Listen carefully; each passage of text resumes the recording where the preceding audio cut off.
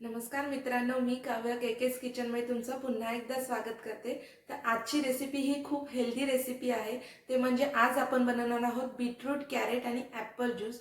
ह्या नावावरूनच तुम्हाला समजलं असेल हा किती हेल्दी असेल। लहानांपासून मोठ्यांपर्यंत कोणीही हा ज्यूस पिऊ शकतो। लहान मुलांना सुद्धा हा खूप आवडेल याची मी खात्री देते। तर चला लगेच रेसिपीला सुरुवात करूया। तर ज्यूस बनवण्यासाठी लागणारे साहित्य मी तुम्हाला सांगते। इथे मी 3 ॲपल घेतलेले आहेत, 2 मोठे घेतलेले आहेत आणि एक छोटा आहे, 2 बीट घेतलेले आहेत आणि 3 गाजर घेतलेले आहेत आणि 1 ग्लास पाणी।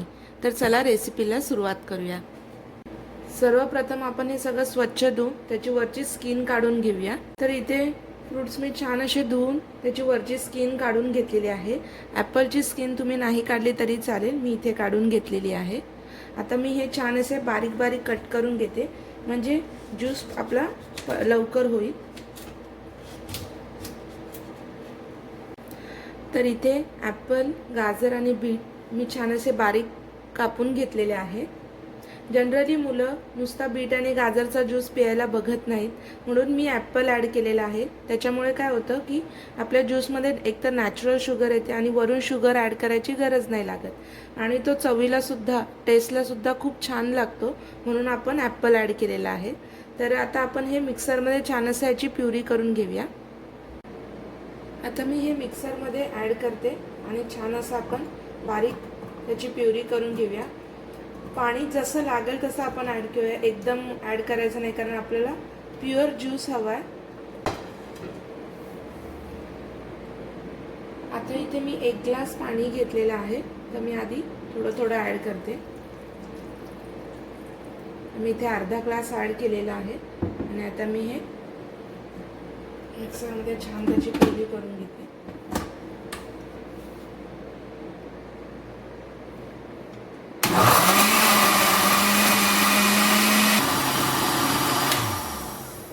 थोडंसं घट्ट वाटतंय मला, म्हणून मी याच्यामध्ये थोडंसं अजून पाणी ॲड करते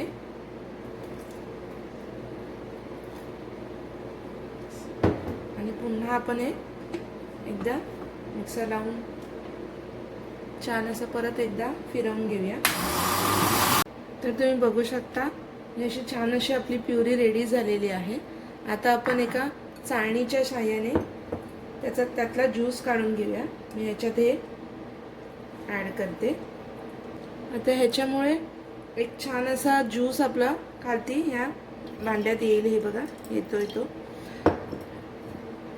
असंच करून आपण पूर्ण ज्यूस काढून घेऊया।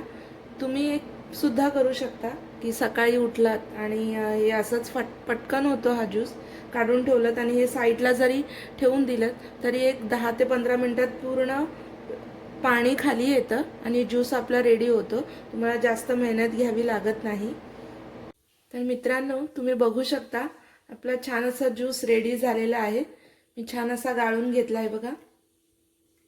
तर रेडी झालेला ज्यूस मी एका ग्लासमध्ये सर्व करून घेते। खूप छान लागतो हा ज्यूस आणि हेल्दी सुद्धा आहे। तुम्ही ही रेसिपी नक्की ट्राय करा। आणि ज्यूस गाळून झाल्यावर जे हे उरलेलं आहे याचं काय करायचं, हे फेकून द्यायचं तर नाही, हे सुद्धा आपण यूज करणार आहोत। तर ह्याचा कसा उपयोग करायचा हे मी तुम्हाला दाखवणार आहे उद्याच्या रेसिपीमध्ये। तर केकेस किचनला नक्की फॉलो करा।